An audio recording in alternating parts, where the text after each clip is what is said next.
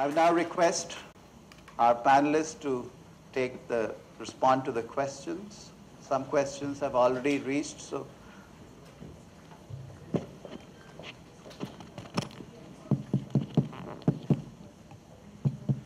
I have three questions. One is about the quality of the institutional deliveries, and is there any study on that? Actually, we did try to understand the quality of the institutional delivery that was provided, both from the perspectives of the women who went to the institutions for delivery and from the perspectives of the provider who were providing these services. As I already outlined, the state of provision of following the protocols of care and provision of basic facilities like clean toilets, running water supply and electricity, it was very poor.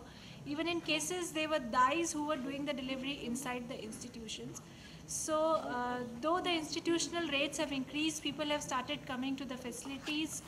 At some level, the quality is yet to be established in that. So there was quite a variant in that in terms of the numbers versus the quality of the services. I would recommend, we have a report, actually it explains all the facets of the quality, and would like to share it with you. It's also uploaded on NHSRC's website, so it might answer all your questions. In terms of, there's a question about, did JSY make a difference in maternal mortality and infant mortality, and in cases of institutional deliveries versus home deliveries? We actually did not attempt to assess the maternal mortality effect of JSY, but we did try to interview all the families who had a maternal death case in their home. Out of the entire 23,000 households which were listed, about 240 maternal deaths were reported, but only 112 could be traced down as due to maternal complications. And of these, only 47 agreed to speak to our researchers. So in this case, there were issues like denial of services, and also one of the major factors that came out was that JSY does not give any incentive or any provision or even referral transport for people who have, for women who have complications during antenatal period or during postpartum period. The incentive is only to come to the institution, and some states provide referral transport to take you to the facility for institutional delivery. But nothing is done in cases of complications. So the effect is, I think the number have increased, and there might be some cases where we are saving lives by providing basic SBA services, but even in those, all components of services are yet to be delivered. So it's quite unclear area whether what is the effect of JSY on maternal mortality, and would need another rigorous study who would only put this up as their main question and follow it up. Another question is about the payments. We do agree that 82% received institutional delivery JSY payments, because the women were interviewed were categorized as women who had the institutional deliveries within last period of 6 months. So they might have received their incentives during that period, but there was an understanding that the payment was usually delayed by about 15 days to up to 3 months. And in some cases, they were still waiting for their payments to come. And this was verified by the qualitative phase, where there were payment backlogs seen in the states of Jharkhand and Orissa. But we all know that over the period, JSY incentives have become very regular. States do try to give the incentives at the time of the discharge, but the conditions imposed by the providers to stay in the facility for 48 hours and to have all the documents which might not be available for a poor woman coming from a village. And in some cases, they were asked to submit a photograph of the mother and the child, and the cost was borne by the family. These issues were identified and they appear to be problematic, but over the years, the JSY payments both for the mother and for the ASHA has improved. That's it.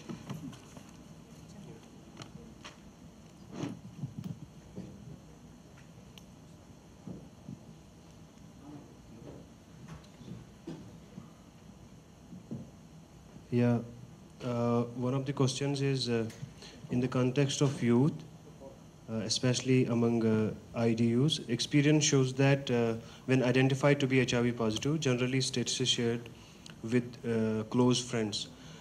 Yeah, actually in our case, we had approached 3 health organizations to select our respondents, because it was very difficult to actually access or have access or meet people who have HIV/AIDS. So we selected 3 organizations, approached them, and then they arranged kind of meetings with the people with HIV/AIDS. And the another question is, was there any age criteria or risk behavior criteria while selecting the sample? There was, in fact, one criteria that we had made was all would be married. So we had focused on who are married, and we selected 20 of that. There wasn't any risk criteria or age criteria, but generally they were above 25 years.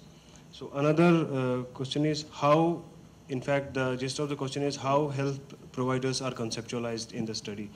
I mean, health professionals or providers in our study would mean doctors, nurses, or even ICTC counselors, or whoever personnel these HIV positive people would confront in hospitals or any health HIV specific care centers. Thank you.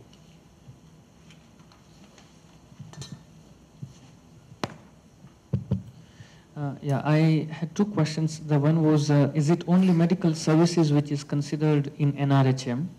And is physiotherapy services considered in healthcare delivery systems? As this profession deals with promotion of, the prevention of chronic disease and health promotion. Yeah, I think if I, to my knowledge, if I try to give a simple answer, I think it is no, because NRHM, to my understanding, was mainly an initiative to sort of restructure a bit the existing health services and to introduce few small new components. But the existing services, especially public health services, does not include the physiotherapy services, at least at a primary care level. I'm not sure whether at a district hospital in certain states there might be posts, but in Karnataka it is not. So it's mainly available at the tertiary public hospitals. But yes, I think the question is quite interesting, because in terms of healthcare delivery systems, response of the healthcare delivery systems to the chronic conditions does need a team approach. So there is a very little role, of course, so it's not the only medical doctor which plays a role in the care of the chronic conditions. Because in fact, the doctor hardly spends very little time with the patients, who actually lives and manages his condition over the life. So most of the new literature around the models of delivery care models around chronic conditions do advocate a team approach, where you have the doctor, but you also have the other healthcare providers who complement those services and help the patient. And in that sense, of course, the physiotherapy has a role to play. In fact, in KG Halli, I often meet one physiotherapist who is in the area, and she describes her relationship with the patients. Chronic lower back pain, the disabilities, these are often the common chronic conditions, the long-term conditions, and she shares a very special relationship with these patients. But when I see the GPs in the area, they hardly spend 1 or 2 minutes in the consultation with the chronic disease patients, which I think is very difficult to. So when I interviewed my patients, they all describe this problem. They say that they don't listen to us, or they don't even examine us. They tell us to walk, but he never know that my knee is hurting, so I can't walk. So it's very prescriptive in that sense. So I think there is a big role for the other healthcare providers. And the other question was, what is your suggestions through your study? I think in my PhD, the next sub-study, which now I'm planning to submit my protocol to the ethics committee, deals with taking forward the findings of the earlier study. My earlier study dealt with understanding what are the issues regarding quality of care of chronic conditions, particularly diabetes, from the views of healthcare providers, but also from the views of the patients.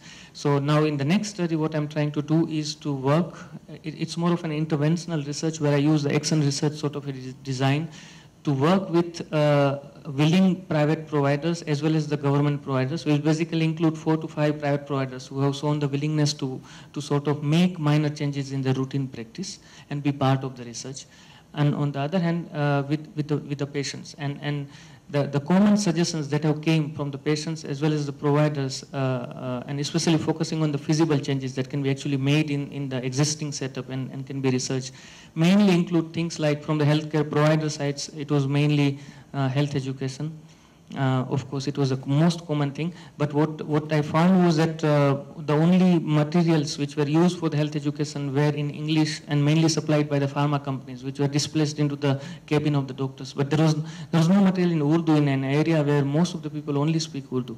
So that's one thing. The second thing that the doctors said that yes, we do think that we need to spend more time. But then they had different suggestions on how to do because they felt that they cannot really spend more time. And the other one, I think, was the prescription of generic medicines, making generic medicines available at low cost, and to have some sort of medical record system. From the patient sides, the expectations were things like the doctor should spend some more time with us. The often complaint was that they don't even touch us. While we go for the consultation, they don't even physically examine us. So there were such issues. Of course, there is no time to go into detail, but that's my next study where I try to use some of these suggestions around the feasible health service interventions in the area and try to research it. Thanks. Yeah. I have 3 questions. One is, what are the recommendations by NHSRC for the retention, motivation for health workers in difficult areas?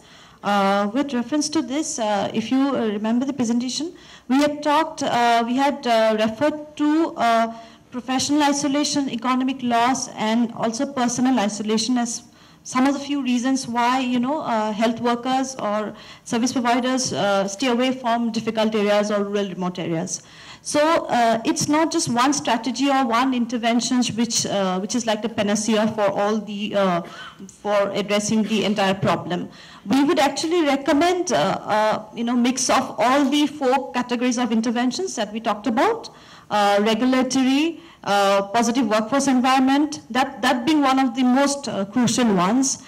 Besides also financial and non-financial incentives. The workforce environment, particularly, that is really important because when you look at issues like, professional loss, personal loss, staying away from family for months and years on end, that takes a heavy toll on service providers. So one must look at, innovative ways on how you can address this professional loss as well as, personal loss in terms of your times that you stay away from your family. So there's no just one way out of it. And the other another thing that we feel very strongly about is when states who have given incentives, particularly financial incentives, if you look at what the amount that is given, often we see that the amount is pretty nominal. Now, when you look at the, the kind of sacrifices a doctor makes or a staff nurse makes, staying away from his family, and the kind of, expenditures he or she incurs every time he or she comes to visit the family, it's quite an amount. It's quite a huge amount. So just providing a nominal amount to the service provider as an incentive doesn't really work, doesn't really substantiate. So if one is bent or is keen on providing financial incentives, at least one must take those factors into account and work out a substantial package. That is another way out. Then the other, of course, last but not the least, we'd again go back to our database and we'd suggest that you use this as a, your basis, as a baseline, and then categorize 10% and 30% of your facilities based on this as difficult. But the states finally decide what is the gradient of difficulty they would like to look at. Do they want to consider 10% of the facilities as difficult, most difficult, inaccessible, and based on that, how they would devise their package of incentives. Because in the package of incentives also, there has to be a gradient. It can't be a flat rate across all, all areas. So that is one. There's another one which says even if NHSRC recommends monetary or other benefits to state governments, will it implement it? All of these recommendations that we talked about, quite a few of these have already been implemented by states. Himachal, Jammu Kashmir, Orissa, a whole lot of states have already implemented these. These are not really very new recommendations. But again, at the end of it, we think because these are policy issues, it is a process of negotiation, and that one needs to go through. It's not a simple process at all for a state government to adopt a policy, you know, or to take a recommendation and turn it into a policy matter. There are processes that they would have to go through. So we think it's a process of negotiation, and that's probably how things would get worked out. There's another recommendation. I think this is more of a recommendation or a reflection, and it says that develop a cadre of health workers with the right skills and orientations to work in rural areas, as referred by Girija Vaidyanathan in the morning. And the concept of nurse practitioners, also the new MCI BSc course, which is something that we all agree with. We think these are the kind of alternatives that one needs to be looked into. And we also have such positive examples from states like Assam, who has a rural health practitioners, developed a cadre of rural health practitioners who are doing very well. You might like to look at more into this, and we have information on this in NHSRC's website. You could also contact us personally. We'd be happy to share our information on this. Even Chhattisgarh has also done something like this, including West Bengal has looked at also training their ANMs, developing them, further to serve in rural areas. So these are really good examples, and the nurse practitioner definitely is a good way out.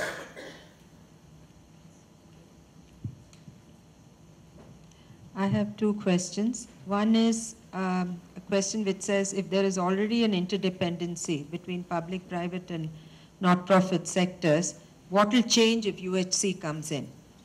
Are there any models studied to see what inter-sector coordination exists? You know, what is interesting and missing in the HLEG report is the role of the private sector. And it is really addressing, at least tangentially only, in the contracting in of medical services at the secondary and tertiary levels.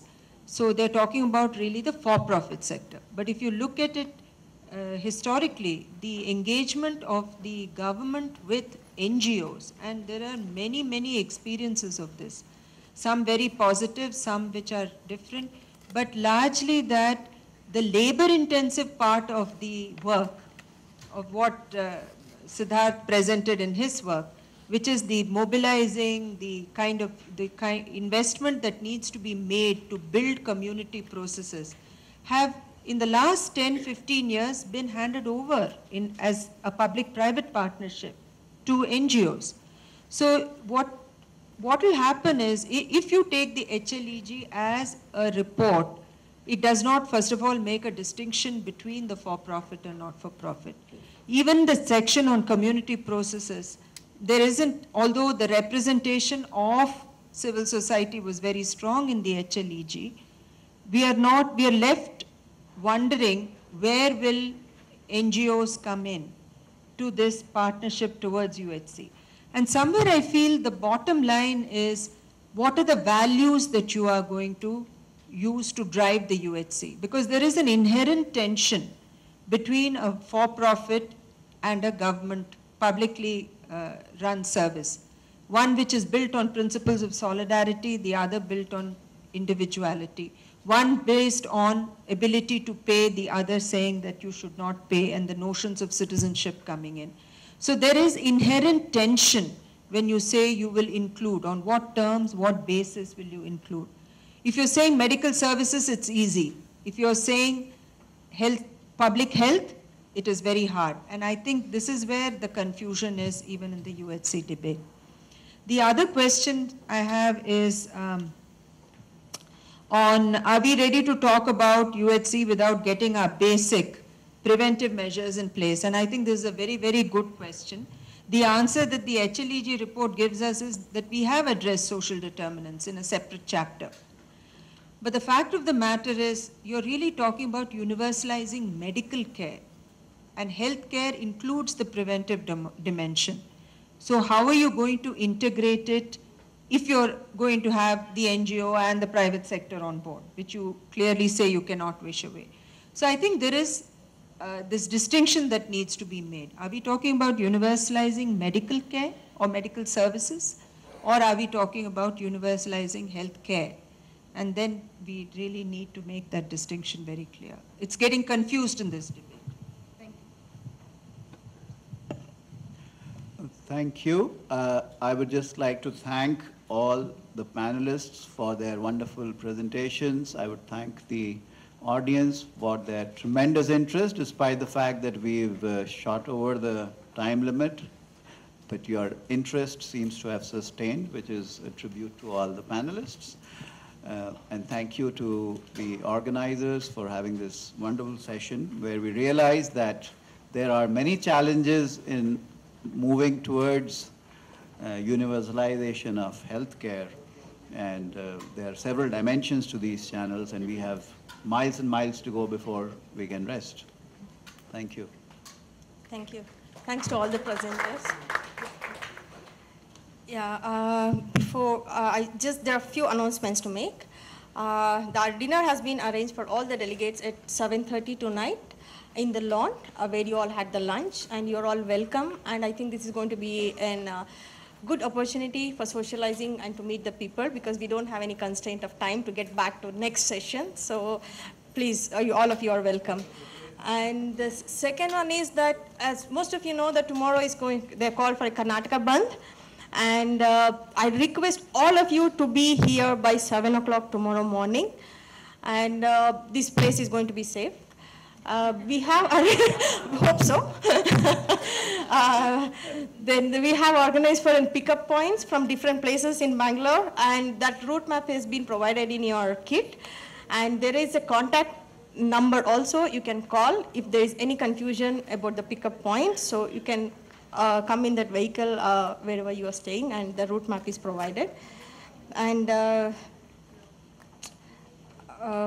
yeah. Thirdly, after this session, we are having a poster presentation, which is again organized in the lawn. We are overshot the time. It's going to be between 5 and 5:30, and after that, we'll have a tea break. Then you can go and have a rest and come back for dinner. I'd like to thank Dr. Siddharth Agarwal for chairing the session, and thanks for giving insight into issues for poor people in urban area, and for sharing your experience from the field, sir. Thank you, sir.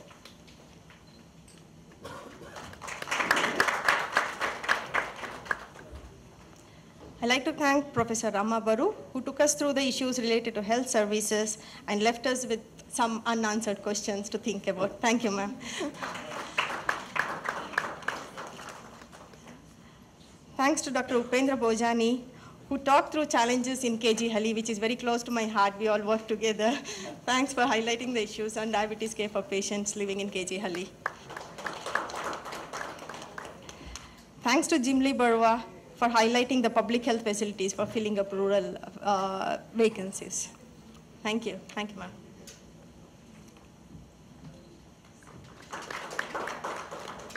Thanks to Garima Gupta for taking us through the issues related to Janani Suraksha Yojana.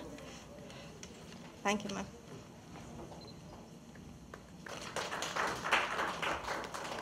Thank you, Javed Rashid. It was an interesting presentation which highlighted how health services for HIV/AIDS are mismatched with policy and issues. Thank you. Thanks to all the audience, and we can now proceed for the poster presentation in the lawn. Thank you. Thanks, one and all.